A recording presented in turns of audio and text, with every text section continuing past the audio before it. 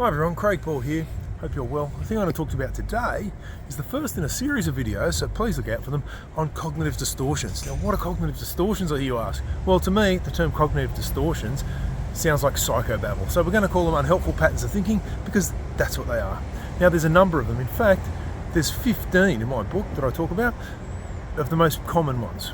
What they are, and the reason I bring these up is because it's important to be aware of them when we're looking at solving our problems, when we're looking at working on what upsets us, our psychological issues, our emotional upsets. Often we bring stuff to our problems. Our problems don't just magically occur. Often we've got some stuff going on, whether it's conditioning, whether it's the way we're made up, okay? It can be a number of things. The one I want to talk to you about today is overgeneralisation. Now, overgeneralisation is a big one. It's particularly an issue with the self-esteem problem. We overgeneralise between ourselves, our successes, our failures, our emotions, our responses even. Okay? Things we can't control, we overgeneralise. We overgeneralise if you're a sports fan, and sometimes it feels like fun when you have a win. You can overgeneralise between yourself and your team's results, for goodness sake. So the more you get into observing and looking at this overgeneralisation, you can see how it can be an issue. So how do you work past it? How do you get away from overgeneralisation? Well, an easy way to start looking at it is when you're not feeling well, when you're not feeling great, or experiencing emotional difficulty. You might be feeling frustrated if you saw the video I posted this week. You may also be feeling sad, angry, or any of these things, okay?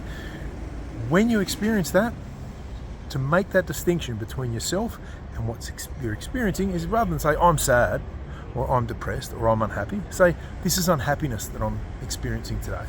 This is sadness that I'm experiencing today. Now, that might not sound like a significant distinction, but what it does is it creates a distance, a slight gap between you and what that is, and helps you to start looking at that.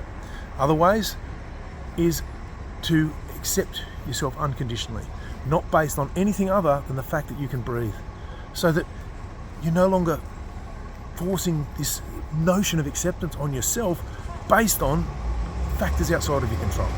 But more about that for another video. If you'd like to learn more about overgeneralisation and the cognitive distortions or unhelpful patterns of thinking, and you like this video, go to the link below, changeseminars.com/cognitive distortions, all one word, to access your free video training on it and download a guide on cognitive distortions and how you can go about changing it. That's changeseminars.com/cognitive distortions. I hope that helps. Thanks heaps.